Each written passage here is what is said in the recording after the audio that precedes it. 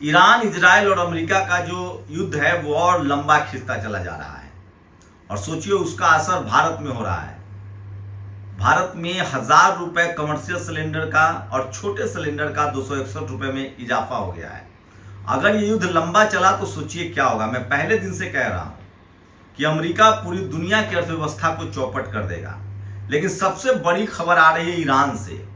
Iran के प्रमुख Khamenei के जो पुत्र है मुस्तफा खामनेई ने कहा है कि अब अमेरिका से कोई बातचीत नहीं होगी। अमेरिका फारस की खाड़ी में समंदर में डूबने के लिए तैयार रहे। दरअसल डोनाल्ड ट्रंप ने कल एक बड़ी धमकी दी थी कि हम कुछ ऐसा करने वाले हैं जिसकी कल्पना दुनिया ने नहीं की होगी। उसके बाद मुस्तफा खामनेई का ये बयान आया है कि अगर अमेरिका ने कोई चूक की, गलती की, तो उसके पास फारस की खाड़ी में जो सबसे गहरा, जो समंदर में जो गहरी जगह है, वहां से उसका स्वागत किया जाएगा। इसके मायने क्या है? मैं आपको पहले दिन से बता रहा हूं कि ईरान टेस्ट कर चुका है। ईरान की वायु रक्षा प्रणाली इतनी मजबूत है, उसका रडार सिस्टम इतना मजबूत है कि अमेरिका का कोई भी जेट अब ईरान के एयर स्पेस से, उसकी वायु सीमा से सुरक्षित तो नहीं जा सकता है। और ये बात युद्ध में 40 दिनों के युद्ध में दुनिया ने देखा है। F-35 हो, F-16 हो, F-18 हो, कोई भी ऐसा जेट नहीं था जो अमेरिका का सुरक्षित था।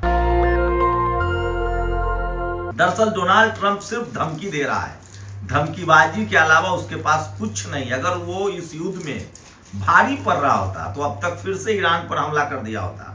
वहीं ईरान दूसरे फेज की तैयारी में लगा हुआ है। ईरान ने कहा है कि अभी तो हमारी पहली खेप मिसाइलों की खत्म नहीं हुई है।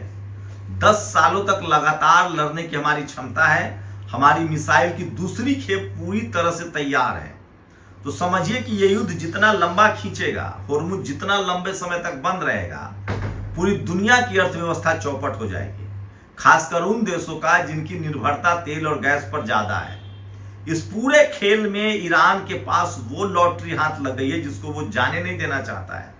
ईरान का साफ कहना है कि तुमने हम पर बम बरसाया, तुम्हारी नीयत थी कि ईरान पर कब्जा कर ले, तेल और गैस लूट ले, तो अब तुम्हें हर्जाना देना पड़ेगा। ईरान की इस डिमांड के आगे और सारी बातें बेकार साबित हो रही है। वहीं ईरान के साथ रूस और चीन मजबूती से खड़ा है। अमेरिका लगातार कोशिश कर रहा है कि ईरान को समझाया जाए कि किसी तरह से वो इस युद्ध को छोड़ दे, होर्मुज खोल दे, फिर से तेल गैस सबको जाने लगे, खासकर अमेरिका और इजराइल को। लेकिन ईरान कह रहा है कि एक एक पैसे का हिसाब देना पड़ेगा। अब तक जो हम पर हमला हुआ है हम ऐसे नहीं जाने देंगे। वो समय गया जब अमेरिका किसी देश पर बमबारी करके आराम से वापस चला जाता था। 18 साल तक वियतनाम पर बमबारी की, 8 साल तक उसने कोरिया देशों पर हमला किया, इराक को तहस नहस कर दिया, अफगानिस्तान पर बमबारी की, लीबिया को खत्म कर दिया। ईरान कह रहा है कि सबका बदला लूंगा।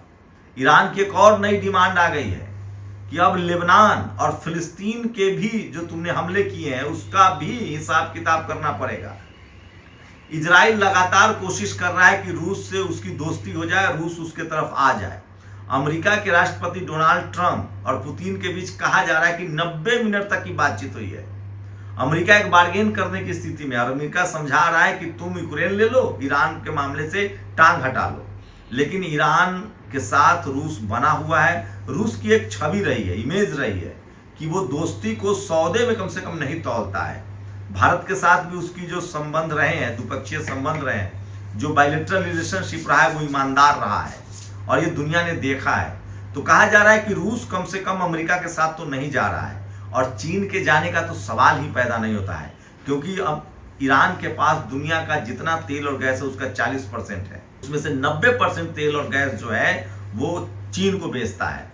तो चीन के पास तो अलादीन का चिराग हाथ लगा हुआ है, तो वो क्यों ईरान के खिलाफ जाएगा? अमेरिका से उसका कंपटीशन है इकोनॉमी को लेकर।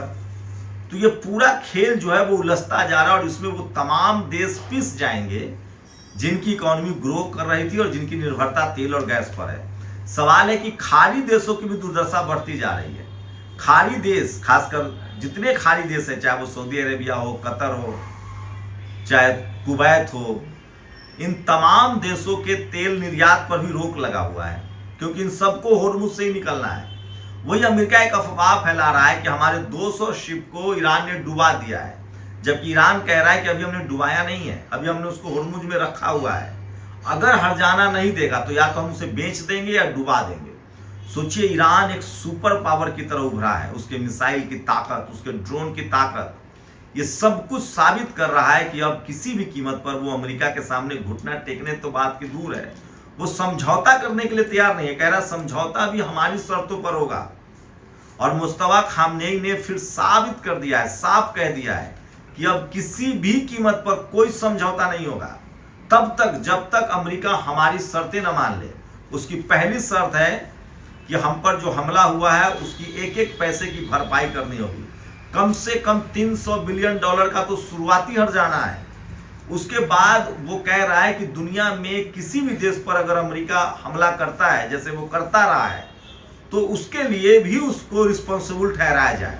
और अगर हम पर कोई हमला होता है तो इस ट्रीटी में हमारा जो ग्रांटर होगा वो रूस और चीन होगा। और अगर हम पर कोई हमला होता है तो रूस और चीन हमारे साथ लड़ने आएगा।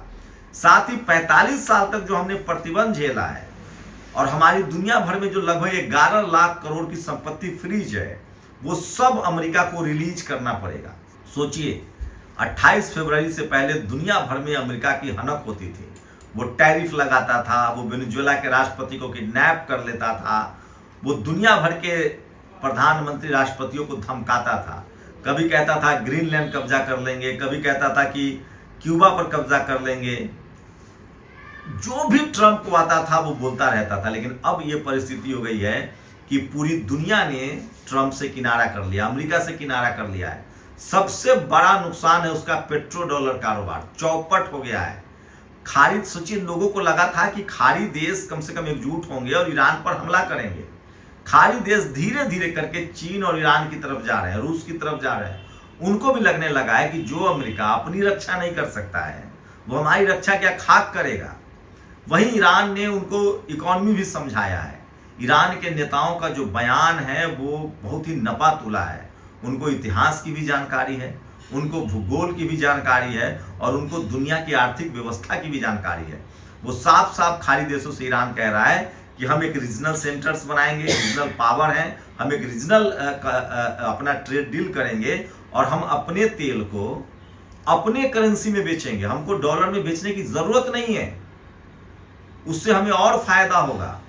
तो सोचिए, एक ईरान ने 40 दिनों के युद्ध में अमेरिका को पूरी तरह से बेनकाब कर दिया है। अमेरिका के हथियारों की मार्केट ही खत्म हो गई है। दुनिया के कई देशों ने अपने जो आर्म्स डील है वो अमेरिका से तोड़ लिए हैं। कनाडा ने तोड़ लिया है, स्विट्जरलैंड ने तोड़ लिया है। पूरा यूरोप जो है वो अब अमेरिका के खिलाफ हो गया है। लेकिन अमेरिका फिर से एक गंदी राजनीति की तरफ बढ़ रहा है। ट्रंप पुतिन को समझाने की कोशिश कर रहा है कि यूक्रेन तुम रख लो और हमें ईरान के मामले से निकलने दो। साथ ही वो चीन को भी एक लालच देने की कोशिश कर रहा है कि तुम वियतनाम के साथ जो करना है करो, हमें युद्ध से निकल जाने दो। लेकिन रूस, चीन और ईरान तीनों को पता है कि डोनाल्ड ट्रंप और अमेरिका जो कहता है वो करता नहीं है। दरअसल पेंटागन का कहना है कि अमेरिका के पास जितने जो मिसाइल्स थे या ड्रोन्स थे या जो उसकी जो हथियारों की जो कैपेसिटी थी वो 70% तक इस युद्ध में खत्म हो चुका है। उनको फिर से रिस्टोर करने में कम से कम 3 साल का वक्त लगेगा। और यही ईरान और अमेरिका और चीन को पता है कि ये दोबारा पलटवार करेगा। इसीलिए अब कोई भी देश उसको दोबारा मौका नहीं देना चाहता है। अमेरिका को फिर से मौका देने के पक्ष में ईरान नहीं है। ईरान साफ कह रहा है कि हम पर जो हमला हुआ है उसके एक एक पैसे की भरपाई करनी पड़ेगी।